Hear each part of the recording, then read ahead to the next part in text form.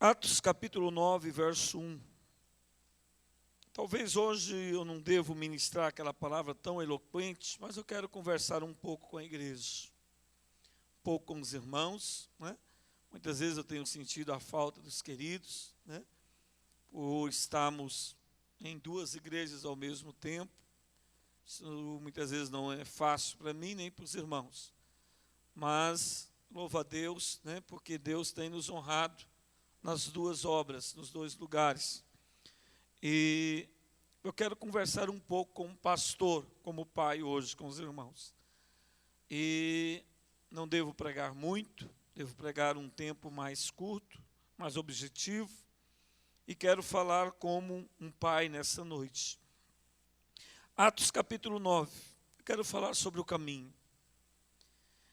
Eu quero falar sobre o caminho, sobre a caminhada, sobre a vida com o Senhor. Querido, nós temos passado dias tão difíceis, tão obscuros, momentos não fáceis, né? A terra, o planeta, nosso país, nossa cidade, os comércios, os comerciantes, os empresários, muitas vezes têm enfrentado muitas situações. Alguém me passou, não sei quem foi, mas me passou no WhatsApp uma mensagem interessante. Deus está falando de uma maneira tão engraçada esses dias, e eu tenho andado muito preocupado com isso, irmãos. Primeiro, Deus tem usado muitas crianças. O senhor é contra a criança, apóstolo? Não. Mas isso significa que os adultos não estão dando conta. Segura para mim. Às vezes Deus não está tendo condição de usar os adultos. Profetas, homens de Deus, mulheres. Às vezes está carente. Minha esposa, ela gosta de dormir, né, ouvindo mensagem. Ela ouve muito. Muitas vezes eu estou ali, ela rindo e ela me mostrando alguma coisa. Olha aqui. Né? Uma criança pregando na praça, outra. Deus usando um menino de 3 anos, outro de 4. Aí, essa semana, alguém passou uma mensagem pelo WhatsApp, não sei se foi em grupo, não sei em quê. Sei que foi de uma mulher da Indonésia. Uma mulher que tinha morrido 7 dias enterrada. Primeira hora que eu olhei aquele negócio, eu falei, mas que coisa esquisita, estranha. Depois eu fui ler a mensagem. A mulher esteve por 7 dias sepultada. Depois de 7 dias ela ressuscitou. Uma irmã da Indonésia. Depois de 7 dias ela ressuscitou. Ficou por 2 horas ressuscitada. Né, aquele negócio mais estranho. Deformada, né, depois de 7 dias debaixo do chão, ela ficou deformada. E ela anunciou que Jesus está voltando. E depois de 2 horas ela morreu. Está acontecendo, irmãos, coisas tão grandes em volta do mundo. Deus tem salvado o mundo muçulmano. Interessante que não é para os pastores, ele próprio tem se manifestado. Tem se manifestado em pessoa, muitos líderes muçulmanos, muitos líderes do Islã, têm se convertido, principalmente no Egito. Isso tem acontecido muito no Egito. Não foi nem com um, nem com 2, foi com vários, que se manifesta, e como manifestou para Paulo, é o texto que eu vou pregar hoje. Se manifestou em pessoa e pregou, e eles se converteram. E hoje no Egito está se levantando uma igreja muito forte, muito forte. Eu não me lembro se foi o ano passado, que eu estava em tabernáculo em Jerusalém, que um pastor iraquiano estava dando um testemunho o ano passado, um testemunho daquilo que eles têm vivido no Iraque. E ele estava em tabernáculo em Jerusalém, e ele estava ameaçado. Alguns irmãos da igreja dele tinham sido mortos naquele dia. A família estava ameaçada e ele estava ameaçado. Se ele voltasse ao Iraque, eles o matariam. Mas ele dizia com muita alegria no coração, ele disse: se for preciso de eu morrer por causa de Jesus, eu morrerei, mas ao Iraque eu voltarei. Um homem da maior igreja iraquiana, igreja cristã. Um grande pastor no Iraque. Não sei o que aconteceu com ele. Mas eu sei de uma coisa, amados, tanta coisa tem acontecido e tudo tem indicado a volta de Cristo. Podemos ser a geração, aquela velhinha, aquela senhora já anciã, que ficou por 7 dias debaixo da terra e ressuscitou por 2 horas. Ela disse que essa geração verá Jesus voltar.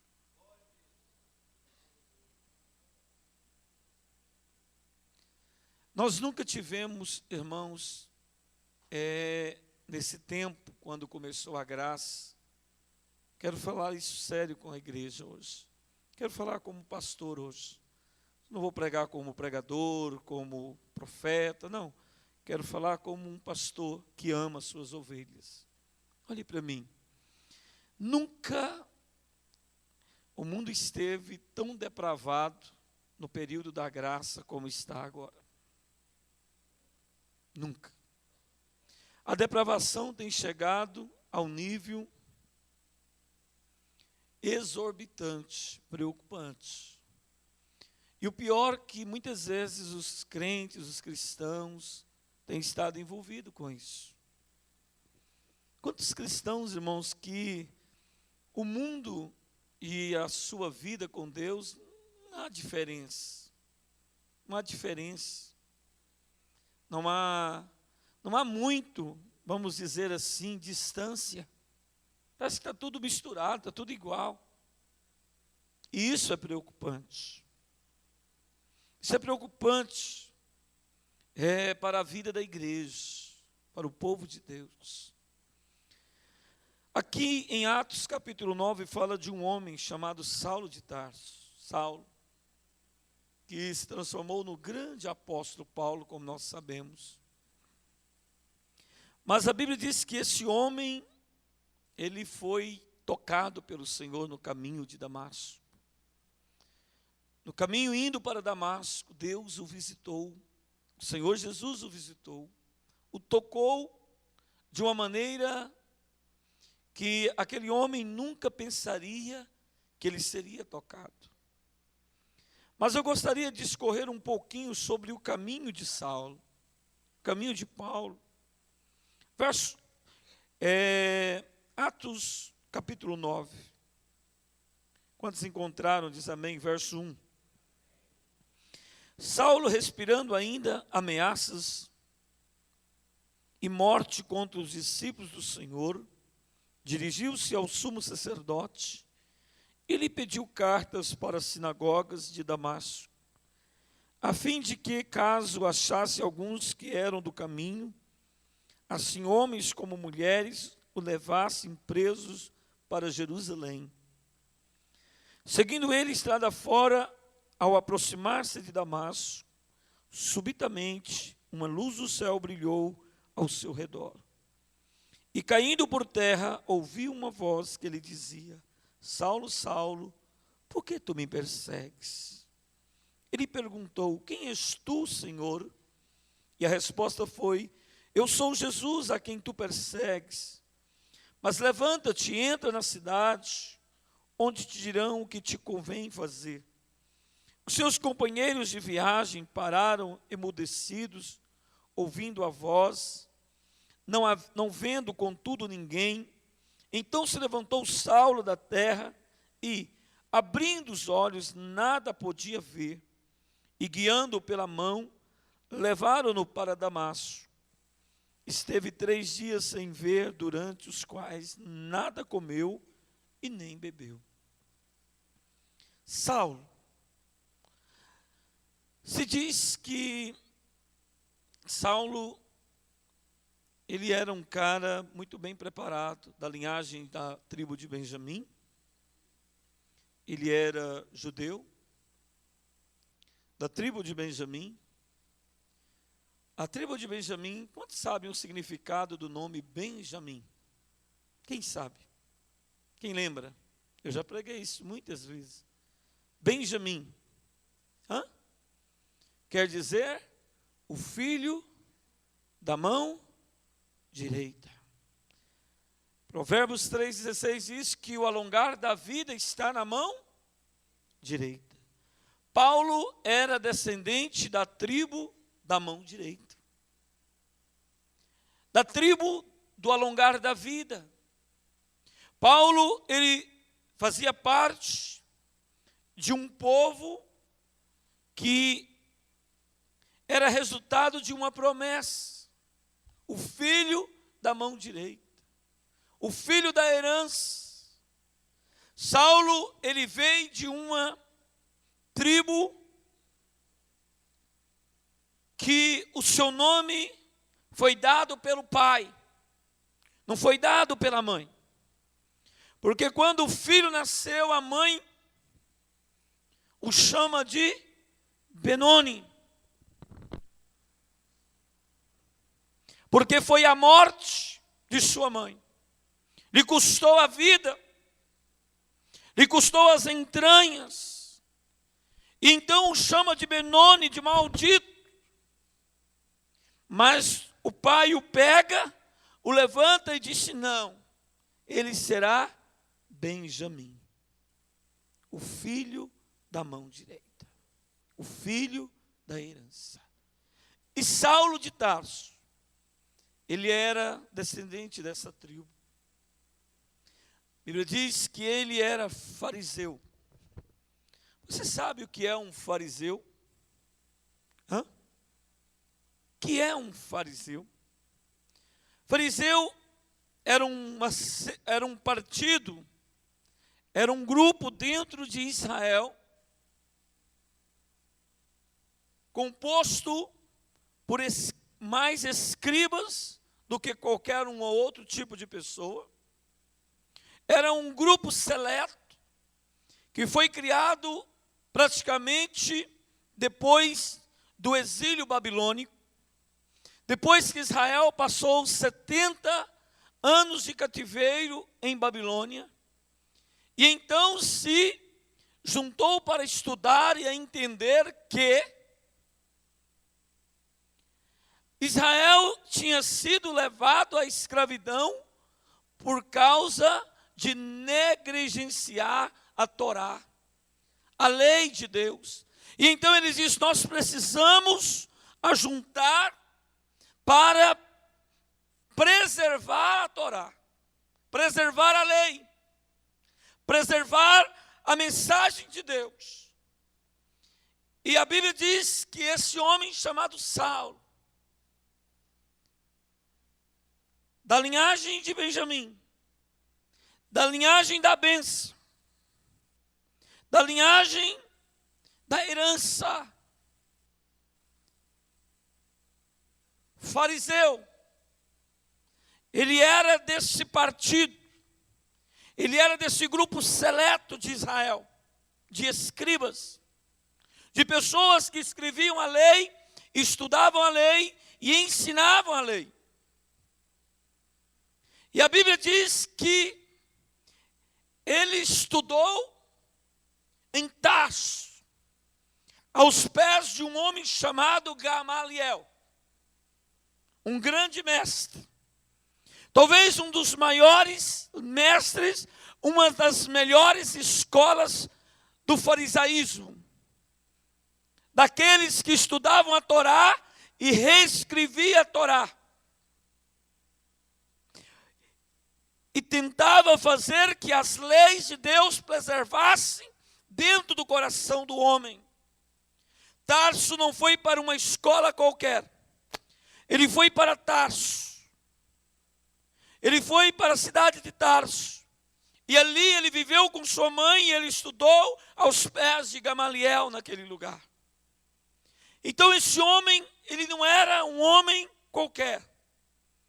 Mas a Bíblia diz que nessa viagem, esse homem tão bem preparado, esse homem de uma linhagem tão especial das tribos. O primeiro rei de Israel veio da qual tribo? Quem lembra? Saul era da qual tribo? Benjamim. Muitas vezes a gente não olha alguns detalhes, mas a Bíblia é cheia de detalhes, de entrelinhas, e a gente precisa entender as entrelinhas da palavra, as entrelinhas da vontade de Deus para nós. Nós não podemos ficar em uma fé abstrata, nós não podemos ter uma fé infantil, nós não podemos ter uma fé envelhecida, porque senão nós corremos o risco de perder muitas coisas de Deus na nossa vida. E talvez a maior coisa, que é a salvação, que é a redenção do homem, a libertação do homem do jugo do pecado. Mas a Bíblia diz que esse homem, vindo dessa tribo tão especial em Israel, que era Benjamim, certo dia ele sai de Jerusalém. Fala comigo assim, ele saiu de Jerusalém. Fala assim comigo, esse homem vivia em Jerusalém. Ele morava em Jerusalém. Ele caminhava em Jerusalém. Ele tinha grandes relacionamentos em Jerusalém. Ele era um cara influente, olhe para mim. Eu já estou no meio da mensagem para te dar esperança hoje. E te dar alegria. Olha aí, ó. Tem uma que já quer indo embora já. Está mais cansada do que eu. Olhe para mim. Olhe para você entender algo. Eu quero conversar com a igreja. Eu quero que você entenda algo hoje dentro da tua mente e do teu coração hoje. A Bíblia diz que esse homem relacionava muito bem em Jerusalém. Ele vivia em Jerusalém. Ele era respeitado em Jerusalém. Mas a Bíblia diz que certo dia ele saiu do caminho de Jerusalém para a Síria, para Damasco, para o norte de Israel. E não sabemos qual é o lugar exato, mas já estava dentro do território sírio. Ele já tinha passado o Monte Hermon. Ele já tinha ultrapassado as montanhas do Golã. Ele já estava perto de Damasco. E a Bíblia diz que de repente veio uma luz e iluminou a vida daquele homem. Amados, eu quero falar sobre o caminho hoje. Talvez mais 15 minutos eu quero falar com você sobre o caminho. Muitas vezes nós vivemos na igreja, como Saulo vivia em Jerusalém. Jerusalém é o berço da fé. Salmos diz que é de lá que sai a lei, os ensinos. E é lá que tudo vai terminar. Se você me perguntar por quê, porque Deus escolheu. E não tem como mudar as escolhas de Deus. Por que Deus não escolheu Nova York? Vai perguntar para ele. Eu só sei que Israel é o centro da terra. Talvez por causa disso. Que Deus quis ir lá no centro da terra e fazer a sua morada bem no centro da terra.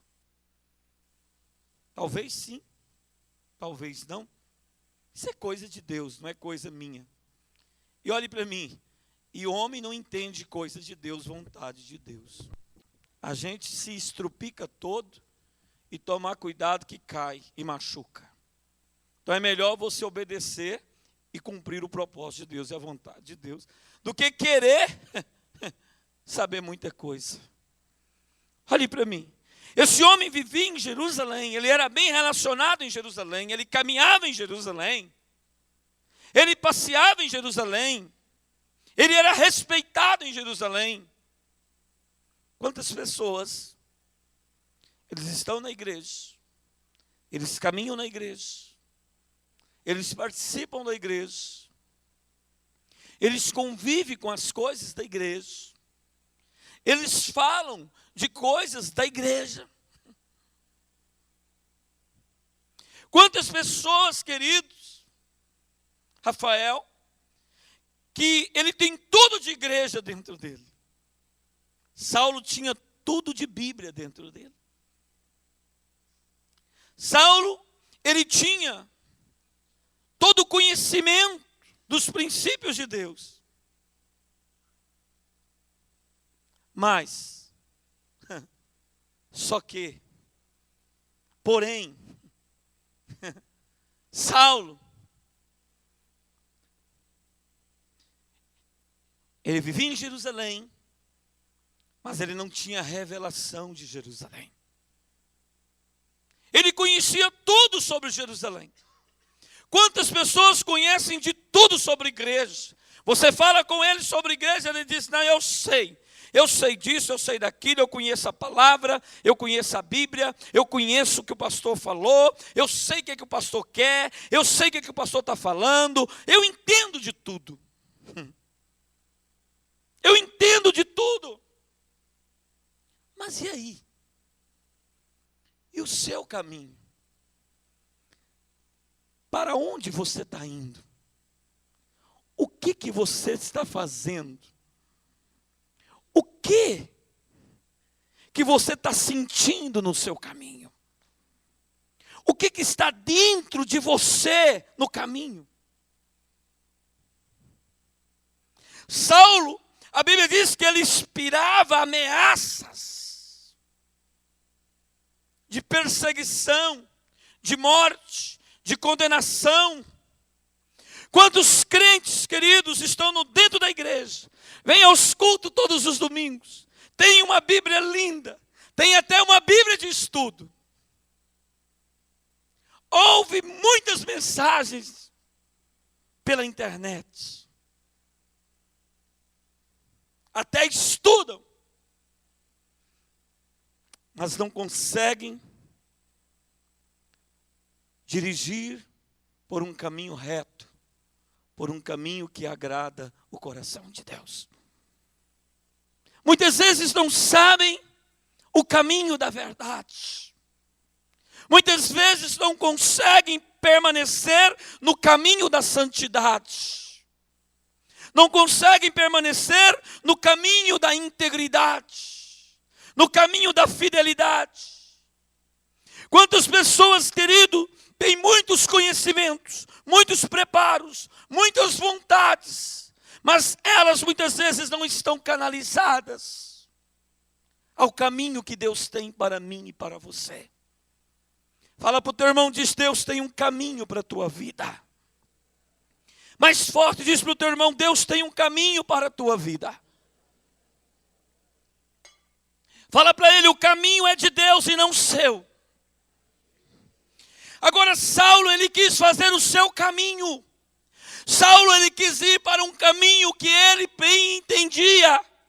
Ele convivia em Jerusalém, ele conhecia sobre Jerusalém, ele estudava sobre Jerusalém, sobre o Deus de Jerusalém, mas ele não conseguia entender o Deus e a vontade do Deus de Jerusalém na sua vida e na sua nação. Saulo foi aquele que matou Estevão. Ele esteve ali defendendo o povo para que o povo apredejasse Estevão. Talvez foi aquele dia que Estevão olhou para dentro dos olhos de Saulo. E o perdão e a liberação de Estevão, querido, tocou o céu. E Deus disse, Estevão, eu vou te recolher hoje, mas eu vou levantar esse que está perseguindo, que está te acusando, que está te matando. Estevão, você completou o teu tempo, porque o teu tempo está no caminho. Mas este homem, que tanto se preparou, que tanto se convive, mas nada sabe. Olhe para mim, Saulo, ele se preparou muito para entender sobre o seu povo, sobre o Deus do seu povo. Mas ele não conseguiu compreender a salvação do seu povo. e não conseguiu se render ao Emanuel, ao Deus conosco. Ele não conseguiu ter revelação. E ele queria ter o seu próprio caminho. E a Bíblia diz que então ele tomou um caminho para Damasco. Nas suas mãos tinham cartas de homens. Olhe para mim. Quantas pessoas que estão dentro da igreja, mas a sua vida ainda, o caminho da sua vida, a caminhada da sua vida é regida ainda pelas cartas dos homens, pelas filosofias dos homens, pelos pensamentos dos homens. Saulo era o cara gerado da geração de Benjamim, fariseu, o melhor de todo o ensino do judaísmo eram os fariseus. Eles foram criados para guardar a Torá em tudo. Aquele homem vivia e relacionava nos melhores lugares de Jerusalém. Quantas pessoas se relacionam no melhor da igreja, com as melhores pessoas da igreja, mas ainda não conseguem viver pelas coisas de Deus, mas sim pelas suas próprias coisas, pelos seus próprios entendimentos. Ainda o intelecto te domina, ainda a filosofia é maior dentro de você, ainda a sua carne é mais forte, o seu desejo consegue fazer que a fé se torne abstrata na tua vida. Quantas pessoas, queridos, que levantaram a mão e dizem: eu aceito Jesus, estão na igreja, participam da igreja, mas o seu caminho é um caminho menos para o céu. O seu caminho é um caminho menos para aquilo que Deus tem para a sua vida. Muitas vezes você tem direcionado a tua empresa, o teu trabalho, muito diferente daquilo que Deus tem para você. Você tem direcionado a tua fé para coisas muito diferentes do que Deus tem para a sua vida. Quantas pessoas estão dentro da casa de Deus, mas ainda tem tantos questionamentos, ainda tem tantas mazelas dentro de si, ainda a carne é tão forte na sua vida, ainda a vontade do pecado é tão poderosa na tua vida. Mas eu quero te dizer nesta noite, a Bíblia diz que o Senhor apareceu a Saulo de Tarso no caminho de Damasco, e a luz do Senhor brilhou na vida daquele homem, e aquele homem não conseguiu mais caminhar no seu caminho. Aquele homem não teve mais força para prosseguir. Aquele homem não teve mais vontade nem destreza para permanecer naquilo que ele tanto queria. Eu quero te dizer, o caminho do Senhor na tua vida, ele tem um brilho tão grande, ele tem um brilho tão forte, que ele é capaz de fazer quebrar cadeias que tem amarrado a tua vida há anos, situações que tem te amarrado por décadas. Há uma luz do caminho de Deus que nos faz ver como Deus vê, nos faz sentir como Deus sente, nos faz pensar como Deus pensa, nos faz andar como Deus quer que andemos. A palavra do Senhor diz que o homem com Deus, o caminho de Deus não é um caminho por vista, mas é um caminho por fé. Quando você entenda isso, diz glória a Deus. Um cristão, uma pessoa que convive com o altar e com o sagrado e com as coisas de Deus, com o louvor, com a palavra, com a mensagem, com as reuniões familiares, com a Bíblia, com a palavra, com o jejum, com a oração. Esta pessoa, ela não pode viver de qualquer maneira. Ela não pode andar de qualquer jeito. O Senhor tem um caminho para a tua vida. Paulo, que é Saulo de Tarso, porque ele era de Tarso. Esse homem, ele teve um encontro com o Senhor, perto de Damasco, no território sírio, no território do inimigo. Eu não sei aonde o caminho que você tem andado tem te colocado. Eu não sei aonde esse caminho tem terminado na sua vida e para onde você tem ido.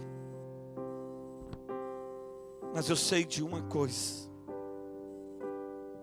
no território do inimigo, a luz apareceu naquele filho de Benjamim, aquele filho que estava tão longe de casa, aquele filho que estava com intenções tão abusivas, tão persuasivas. Evangelista Jane, a persuasão no coração de Saulo era tão grande, tão operante, que nada faria aquele homem ver, enxergar o Emanuel, estar com aqueles que eram do caminho. Mas ele queria arrancá-los do caminho, porque os primeiros crentes eram conhecidos como o povo do caminho, como os filhos do caminho. Os primeiros cristãos, o nome dele era o povo do caminho.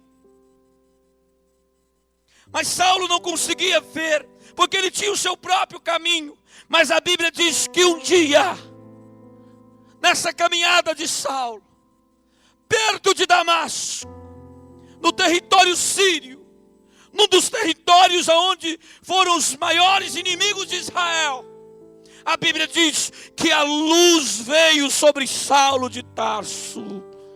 Eu quero te dizer, meu amado, meu querido, você precisa deixar a luz do Senhor brilhar na tua vida. E aonde que seja que tu esteja, Ele vai abrir os teus olhos e Ele vai alegrar teu coração. Ele vai te dar força, Ele vai te levantar do pó e Ele vai te dar estrutura que talvez você ainda nunca teve. A Bíblia diz que o Senhor arrancou Saulo daquele lugar. Os homens que estavam com ele ficou trêmulo. A segurança de Saulo, Coronel Denilson, tremeu toda.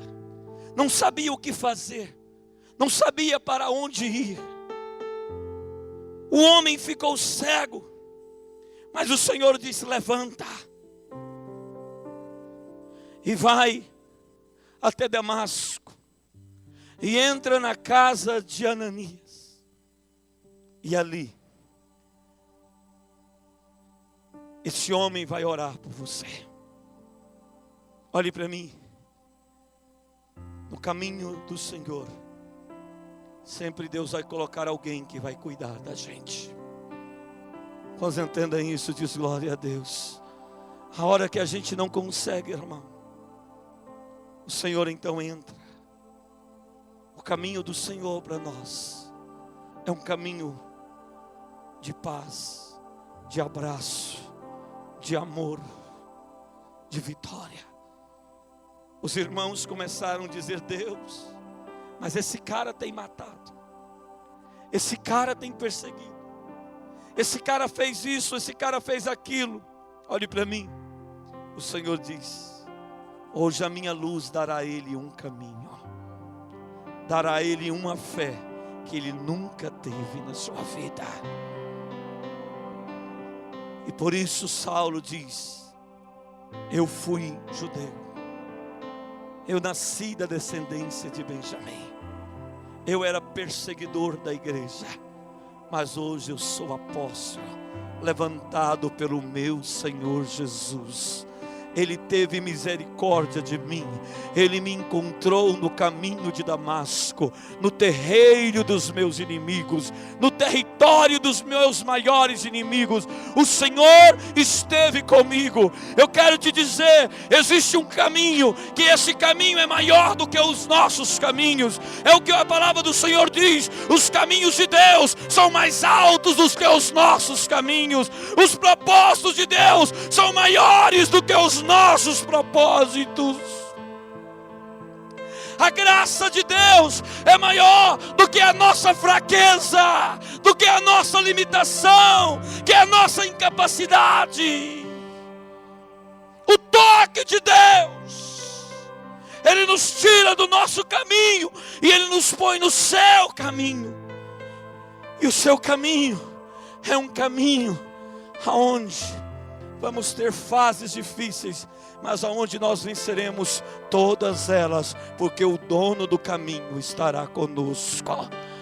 Por isso o Senhor diz: não lembrai-vos das coisas passadas, não considerais as antigas. Eis que eu faço novas coisas, não percebeis? Eu estou colocando um caminho no deserto, e eu farei brotar rios de águas vivas no ermo seco.